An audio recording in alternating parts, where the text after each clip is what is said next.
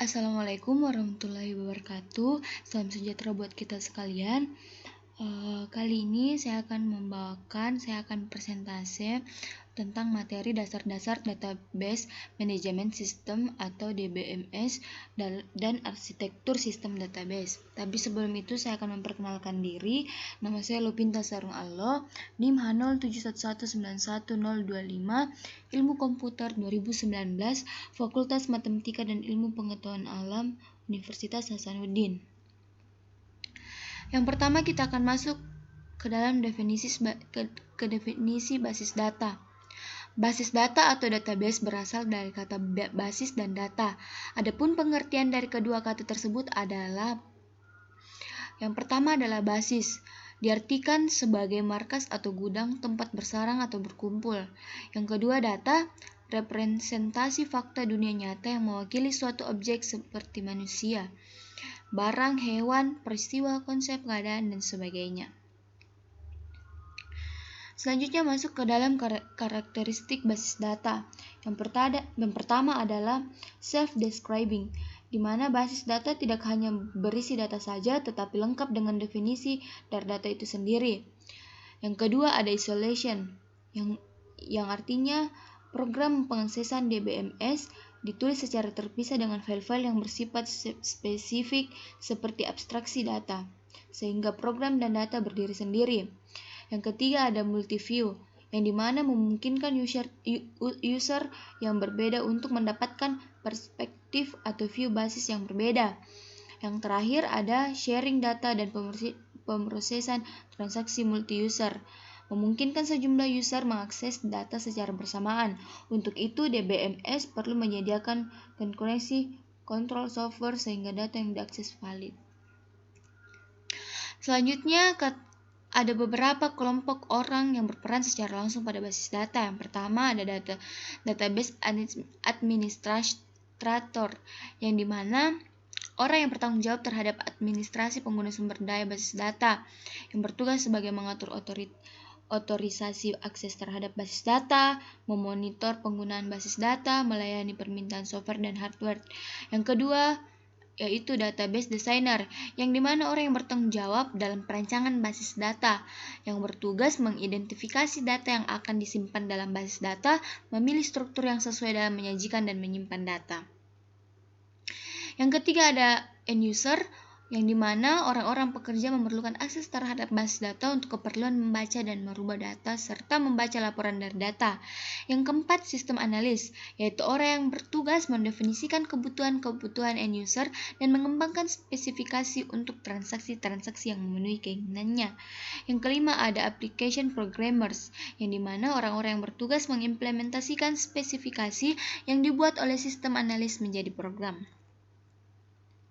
Sedangkan orang yang berperan di belakang layar atau secara tidak langsung ada 3 kelompok. Yang pertama, DBMS, designer dan implementers, yaitu orang-orang yang merancang dan mengimplementasikan modul-modul DBMS dan interface-nya sebagai satu paket perangkat lunak. Yang kedua ada tool developers, yaitu orang-orang yang mengembangkan paket-paket software yang memberikan fasilitas dalam perancangan dan penggunaan sistem basis data, misalnya paket-paket untuk performance monitoring. Yang ketiga ada operator dan maintenance personal, yang dimana orang-orang yang bertugas mengoperasikan dan merawat basis data. Selanjutnya, penggunaan basis data. Yang pertama ada namanya database user. Database user ada beberapa jenis tipe pemakaian terhadap suatu sistem basis data yang berdasarkan cara mereka berinteraksi terhadap sistem. Yang pertama ada programmer aplikasi, adalah profesional komputer berinteraksi dengan sistem lewat DML yang dibuat dengan bahasa C dan lainnya.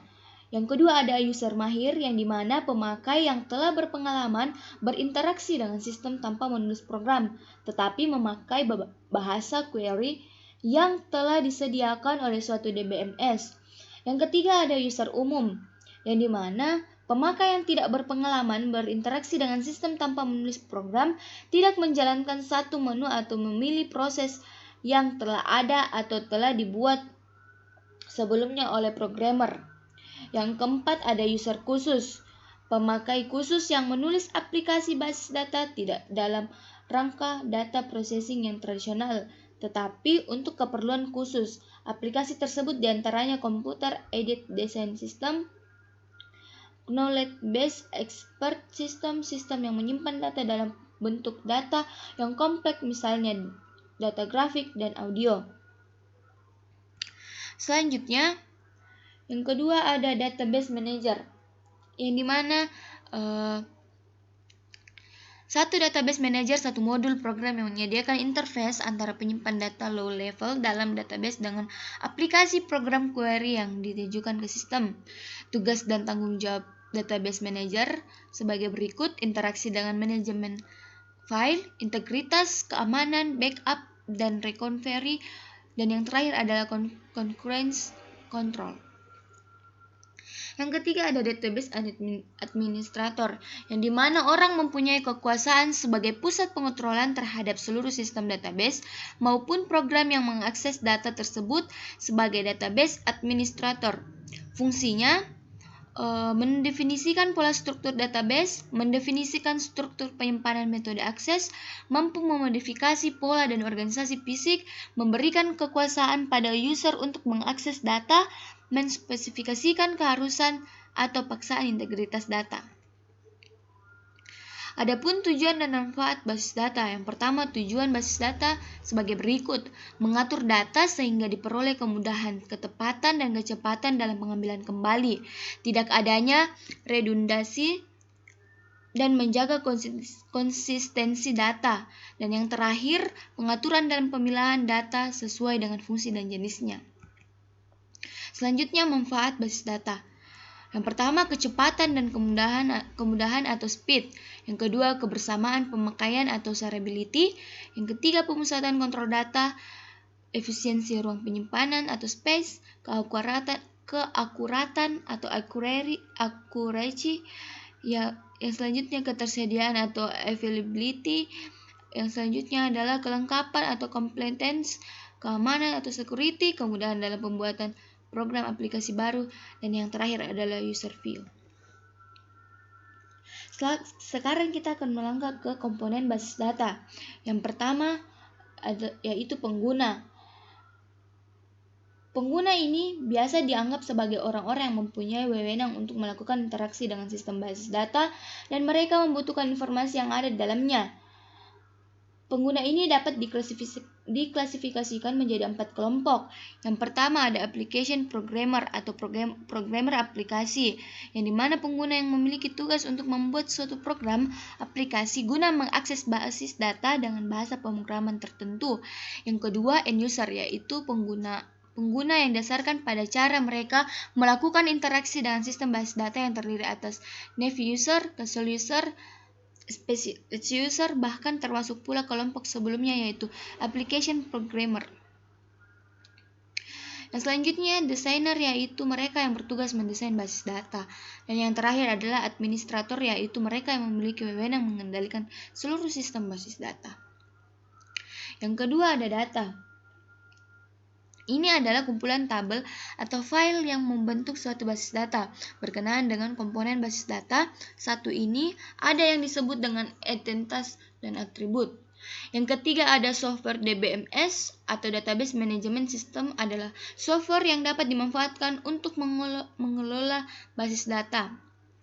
Yang selanjutnya ada sistem operasi, yang dimana perangkat lunak yang akan memfungsikan mengendalikan semua sumber daya sekaligus melakukan operasi dasar yang ada pada sistem komputer.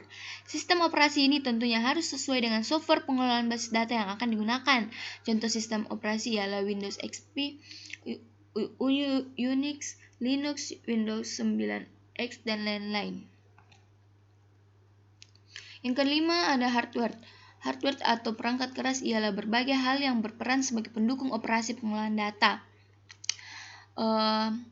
Maka terdapat 3 jenis komputer yang bisa dikendali, yaitu komputer analog untuk mengendali atau mengatur suatu mesin, sehingga komputer ini banyak digunakan sebagai alat untuk membantu denyut jantung, seismograf analog, dan voltase listrik.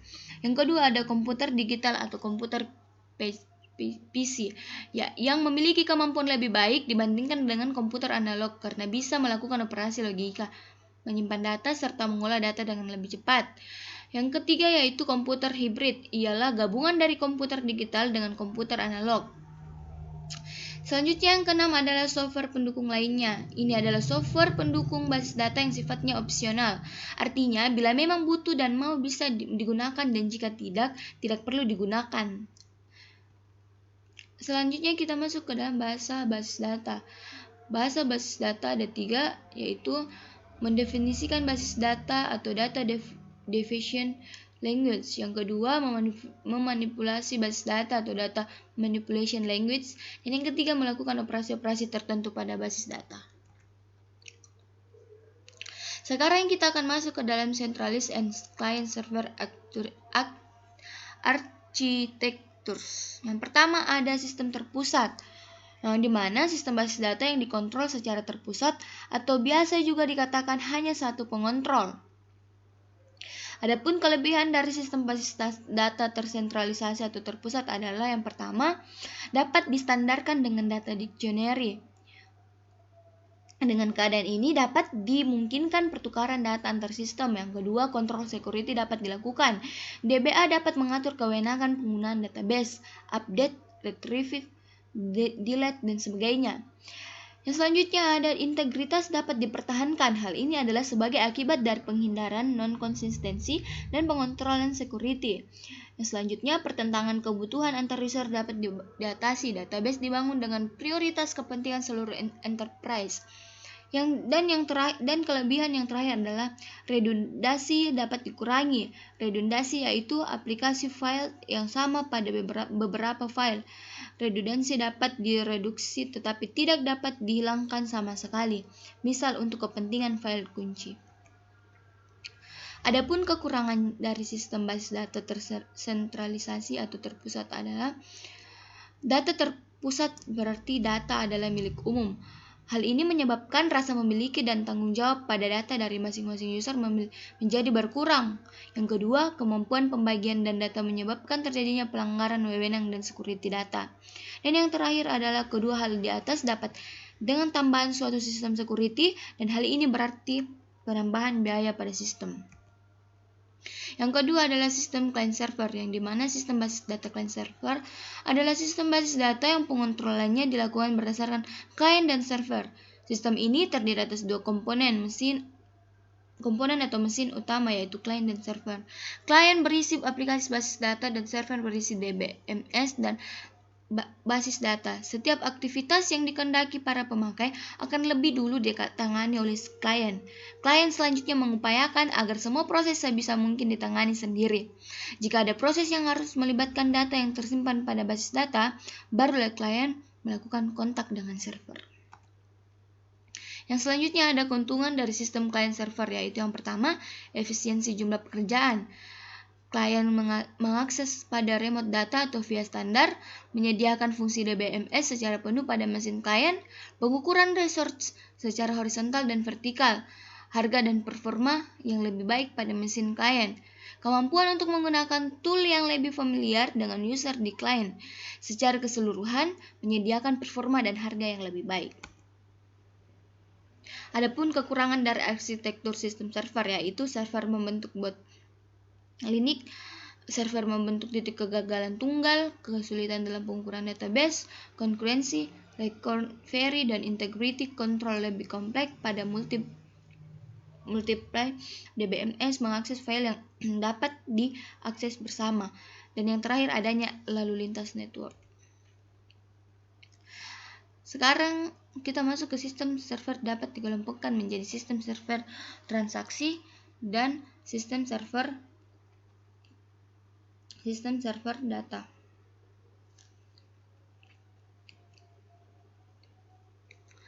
Yang pertama, sistem server transaksi. Transaksi server disebut juga sistem server query atau query server, menyediakan antarmuka di mana dengan antarmuka tersebut klien mengirimkan transaksi ke sistem server di mana transaksi tersebut dieksekusi dan hasilnya dikirim kembali ke klien yang berwenang untuk menampilkan data. Selanjutnya, permintaan bisa dilakukan dengan SQL atau melalui antarmuka program aplikasi. Yang keempat, sistem server transaksi terdiri atas banyak proses yang mengakses data pada shared memory. Ini adalah gambaran server sistem arsitektur. Proses yang membentuk pada bagian sistem basis data. Yang pertama, server proses, yang dimana merupakan proses yang menerima query dari penggunaan, mengeksekusinya, dan mengirimkan hasilnya. Dan yang kedua, namanya log manager proses, yang dimana menerapkan fungsi pengaturan penguncian yang termasuk log grant, log release, dan pendeteksian deadlock. Yang ketiga, database oriented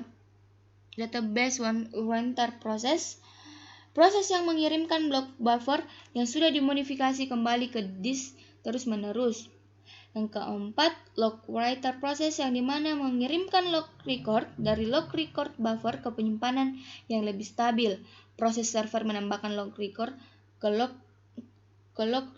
record buffer dalam shared memory, dan jika log record dibutuhkan, mereka meminta log writer proses untuk mengirimkan log record.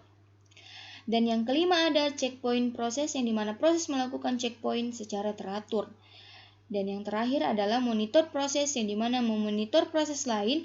Jika ada yang gagal, maka akan melakukan akses pemulihan untuk proses seperti membatalkan transaksi yang sedang dieksekusi oleh proses yang gagal, selalu mengulang proses. Shared memory mengandung seluruh data bersama seperti buffer pool, log table, log buffer yang mengandung log record yang menunggu untuk dikirimkan ke log pada penyimpanan yang lebih stabil, query plan cache yang dapat digunakan kembali jika query yang sama dikirimkan kembali. Yang kedua, sistem server data, yang dimana digunakan pada LAN, dimana ada hubungan kecepatan tinggi antara klien dan server. Komputer server bisa mengirimkan data ke komputer klien agar melakukan semua pemrosesan pada komputer klien, lalu mengirimkan datanya kembali ke komputer server.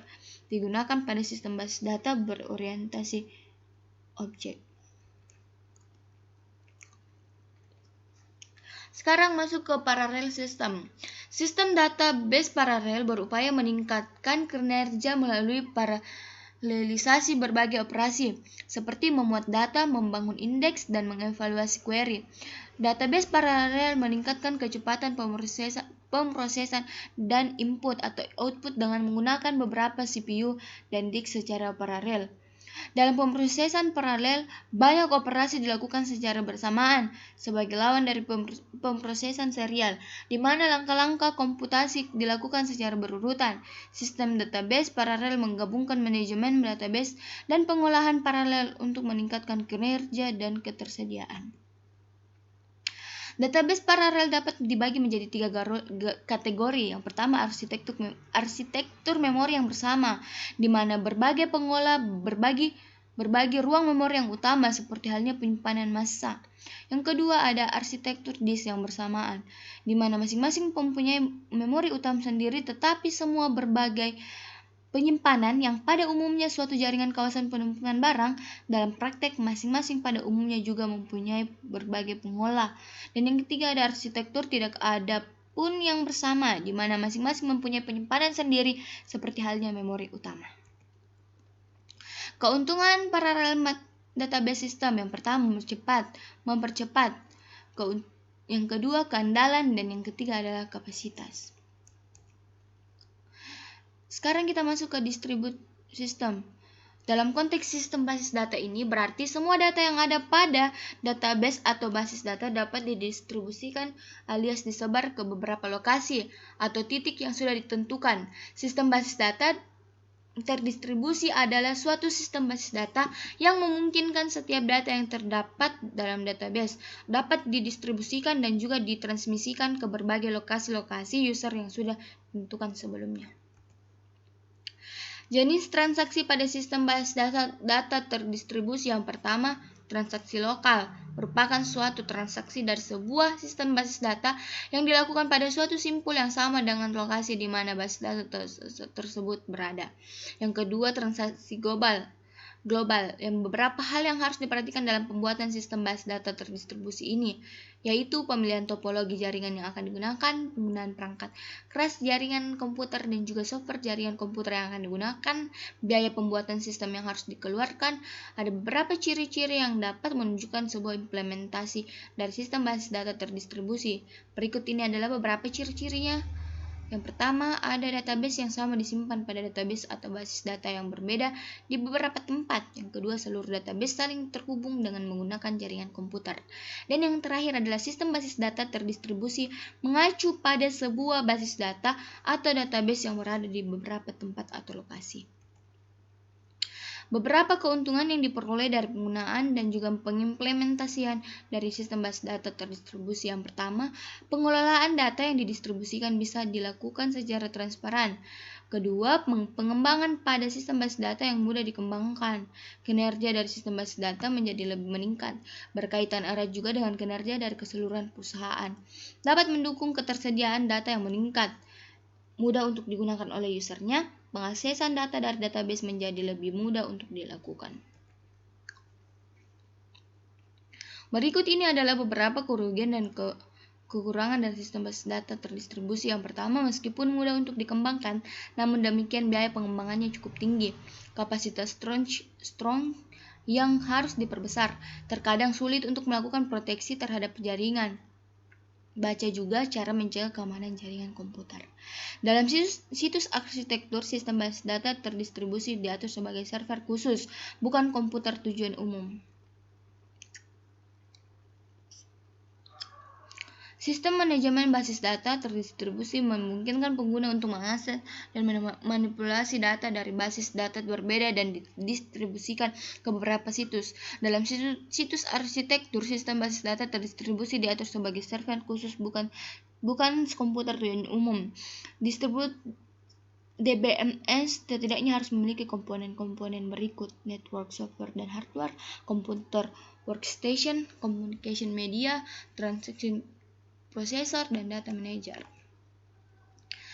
Ada 3 arsitektur yang mungkin dalam distribusi DBMS, seperti multiple client atau single server, multiple client atau multiple server, dan peer-to-peer server. Sekarang kita melangkah ke network types, yang dimana ada 11 jenis jaringan yang digunakan saat ini. Yang pertama, jaringan area pribadi atau PAN. Jenis jaringan terkecil dan paling dasar, PAN terdiri dari modem nirkabel, komputer atau 2 ponsel, printer, tablet, dan lain-lain, dan berkisar pada 1 orang dalam 1 bangunan. Dan yang kedua, jaringan area lokal atau LAN. LAN adalah jaringan yang paling sering dibahas, salah satu yang paling umum, salah satu yang paling asli, dan salah satu jenis jaringan yang paling sederhana. Yang ketiga, jaringan area lokal nirkabel atau WLAN, berfungsi seperti LAN. WLAN memanfaatkan teknologi jaringan nirkabel seperti Wi-Fi. Yang keempat, ada jaringan area kampus atau CAN, lebih besar dari LAN tetapi lebih kecil dari jaringan area metropolitan. Jenis jaringan ini biasanya terlihat di universitas, distrik, sekolah ke-12 besar, atau usaha kecil. Yang selanjutnya ada jaringan area metropolitan atau MAN. Jenis jaringan ini lebih besar dari LAN tetapi lebih kecil dari WAN dan menggabungkan elemen dari kedua jenis jaringan. MAN mencakup seluruh wilayah geografis, biasanya kota atau kota, tetapi kadang-kadang kampus. Yang selanjutnya ada jaringan area luas atau WAN.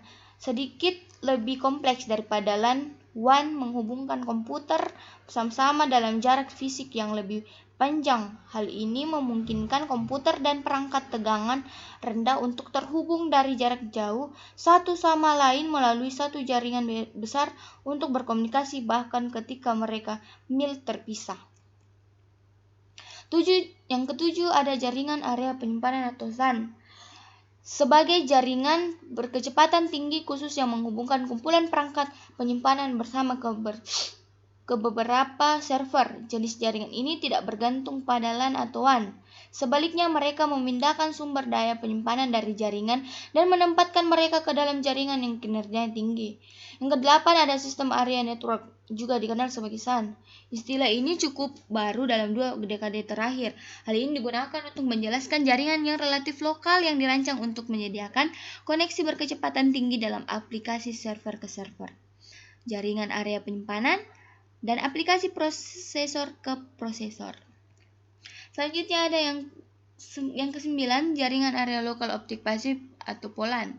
Sebagai alternatif untuk LAN Ethernet berbasis switch tradisional, teknologi POLAN dapat diintegrasikan ke dalam kabel terstruktur untuk mengatasi kekhawatiran tentang mendukung protokol Ethernet tradisional dan aplikasi jaringan seperti PoE atau Power over Ethernet. Yang ke-11 ada jaringan pribadi perusahaan atau VPN. Jenis jaringan ini dibangun dan dimiliki oleh bisnis yang ingin menghubungkan berbagai lokasi dengan aman untuk berbagi sumber daya komputer. Dan yang terakhir ada jaringan pribadi virtual atau VPN. Dengan memperluas jaringan pribadi internet, VPN memungkinkan penggunanya mengirim dan menerima data seolah-olah perangkat mereka terhubung ke jaringan pribadi. Bahkan jika mereka tidak melalui sambungan point-to-point virtual, penggunaan dapat mengakses jaringan pribadi dari jarak jauh. Demikian presentasi dari saya, kurang lebihnya mohon dimaafkan. Assalamualaikum warahmatullahi wabarakatuh dan salam sejahtera buat kita sekalian.